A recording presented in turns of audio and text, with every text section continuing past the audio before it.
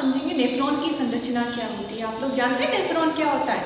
चलिए आज हम देखते हैं कि क्या होता है ये नेफ्रॉन। ये है आपकी नेफ्रॉन की संरचना। ओके, आपने वृक्क नाम सुना है, किडनी जिसे कहते हैं हम। किडनी हमारे शरीर में कितनी होती है? 2, और प्रत्येक किडनी में अनेक नेफ्रॉन्स पाए जाते हैं। आ रहा है समझ में?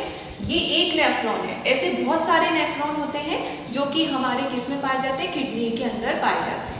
किडनी को ही हम वृक्क बोलते हैं। और हमारे शरीर में कितनी किडनी होती है? 2 किडनी होती है। अगर एक किडनी खराब हो जाती है तो दूसरी वो कार्य करती है जो दोनों मिलके कर रही होती है। ठीक है, किडनी का मेन वर्क क्या रहता है? जो अपशिष्ट पदार्थ होते हैं शरीर के, उनको शरीर से बाहर निकालना, और उसमें मुख्य भूमिका होती है नेफ्रॉन की। चलिए देखते हैं नेफ्रॉन की संरचना क्या होती है। ये है नेफ्रॉन की संरचना। ओके, नेफ्रॉन की संरचना में ये प्यालेनुमा संरचना आपको दिख रही होगी। ये प्यालेनुमा जो संरचना होती है इसको हम वोमन संपुट बोलते हैं। क्या बोलते हैं?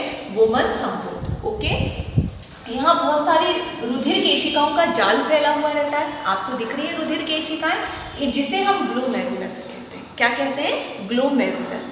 ठीक है, अभी आप संरचना में देख लीजिए किसको क्या कहते हैं, फिर मैं वर्क एग्जैक्टली बताऊंगी कि ये वर्क कैसे करते हैं। तो सबसे पहले नेफ्रॉन में एक प्यालेनुमा संरचना होती है जिसे वोमन संपुट कहते हैं। इसमें जो एक रुधिर केशिकाओं का गुच्छा होता है जिसे क्या बोलते हैं अपन? ग्लोमेरुलस कहते हैं। ये क्या करता है? छन्नी की तरह कार्य करता है। ठीक है, उसके बाद में यहाँ पर आपको इस तरह से कुंडलित नलिका दिख रही है यहाँ तक की। ठीक है, इसे हम समीपस्थ कुंडलित नलिका कहते हैं। कौन सी? समीपस्थ, क्योंकि ये वोमन संपुट के क्या है? समीप है। तो जो समीप होती है उसे हम समीपस्थ कुंडलित नलिका कहते हैं। और जो ये दूर आपको दिख रही है इसे हम दूरस्थ कुंडलित नलिका कहते हैं। क्या बोलते हैं? दूरस्थ कुंडलित नलिका। और यहाँ जो छोटा सा यू आकार की आपको संरचना दिख रही है, इधर साइड वाली जो वोमन संपुट के पास है वो समीपस्थ कुंडलित नलिका, जो इधर साइड है वो दूरस्थ कुंडलित नलिका, और ये यू आकार की जो पतली नली होती है इसको हम हेनले लूप कहते हैं। क्या बोलते हैं? Henle loop. तो ये इनकी टोटल संरचना हो गई, है ना। अब क्या होता है? किडनी की संरचना हम बाद में पढ़ेंगे, अभी नेफ्रॉन की संरचना और इसकी कार्यविधि देख लेते हैं। तो आपकी ये संरचना हो गई, यहाँ तक है।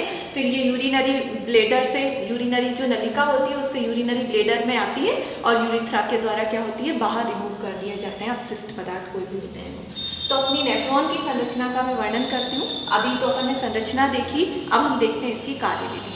ठीक है, चलिए देखें। सबसे पहले क्या होता है बच्चों? यहाँ से रुधिर आता है, अपशिष्ट पदार्थ भी है उसमें। ठीक है, रुधिर तेजी से आया, शरीर के विभिन्न भागों से अपशिष्ट पदार्थ को लेकर तेजी से आया। अब यहाँ से जो धमनी होती है वो क्या होती है? मोटी होती है। रुधिर तेजी से आ रहा है। अब यहाँ पर क्या? बहुत ज़्यादा कुंडलित है, नलिकाएं कैसी है? बहुत ज़्यादा कुंडलित। और यहाँ पर जो ये धमनी जो है वो मोटी है, और यहाँ पर क्या है? पतली है। अब रुधिर यहाँ से आता है तेजी से, और यहाँ से इधर उधर घूमते घूमते ये नली पतली होने के कारण जब वो ऊपर जाता है तो उसकी स्पीड क्या हो जाती है? स्लो। ओके, यहाँ तो तेजी से आ रहा है, और जब वो वापस से ऊपर जाता है घूम घूम के, यहाँ कुंडलित नलिकाएं जो है इससे घूम के जब वो ऊपर जाता है तो उसकी स्पीड क्या हो जाती है? स्लो हो जाती है। ओके, तो स्पीड स्लो हो जाती है। तो इसके साथ में यहाँ जो रुधिर आया है, रुधिर में क्या क्या चीजें हैं वो छन के कहाँ पर आ जाती है? नीचे आ जाती हैं। देखिए अपन क्या क्या छनता है। सबसे पहली चीज यूरिक अम्ल, जो कि हमारे शरीर के लिए बहुत ज्यादा हानिकारक होता है। दूसरी चीज यूरिया,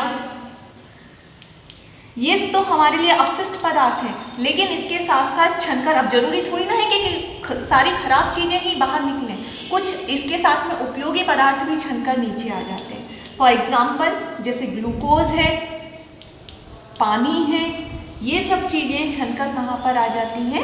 वोमन संपुट से नीचे। ठीक है, तो ये सारी चीजें क्या हैं? इसके अलावा और भी कुछ उपयोगी पदार्थ हैं, कुछ मिनरल्स होते हैं जो भी छन के कहाँ पर आ जाते हैं? नीचे आ जाते हैं। तो क्या होता है? जब रुधिर तेजी से आता है, ये सारी चीजें उसमें उपस्थित होती हैं। तो जब यहाँ से तेजी से आया और ऊपर जब धीमी धीमी गति से जा रहा है, तो यहाँ से कुछ अपशिष्ट पदार्थ के साथ साथ उपयोगी पदार्थ भी छनकर कहाँ पर आ जाते हैं? वोमन संपुट में, जो कि एक प्यालेनुमा संरचना है। अब यहाँ से क्या होता है? वो आते हैं कुंडलित नलिका में। ठीक है, यहाँ आपको दिख रहे हैं बहुत सारी पतली पतली नलिकाएं होती हैं, दिख रही होंगी आपको फैली हुई। वो नलिकाएं क्या करती हैं? जिन चीज़ों की हमारे शरीर में आवश्यकता होती है, फॉर एग्जाम्पल के लिए ग्लूकोज है, पानी है, आवश्यक मिनरल्स हैं, जिनकी हमारे शरीर को आवश्यकता होती है, उनको क्या करना दिया जाता है, पुनः अवशोषित कर दिया जाता है। यहाँ से हम क्या कर लेते हैं, उनको पुनः अवशोषित कर लेते हैं। हम यूरिक अम्ल, यूरिया, इनको ये नलिका अवशोषित नहीं करती। क्यों? क्योंकि ये हमारे शरीर के लिए अपशिष्ट पदार्थ है, इनका हमारे लिए कोई उपयोग नहीं है। तो यहाँ से जो उपयोगी पदार्थ होते हैं उनको क्या कर लिया जाता है, पुनः अवशोषित कर लिया जाता है। और फिर हेनले लूप में अनुपयोगी पदार्थ आते हैं, यहाँ से दूरस्थ कुंडलित से होते हुए यूरेथ्रा, यूरिनरी ब्लेडर, इनके थ्रू क्या किए जाते हैं, शरीर से रिमूव कर दिए जाते हैं। ओके, तो ये होती है हमारी नेफ्रॉन की संरचना और ये इनकी कार्यविधि है। चलिए, ये अपना टॉपिक आज का ये समाप्त होता है। अब दूसरा टॉपिक स्टार्ट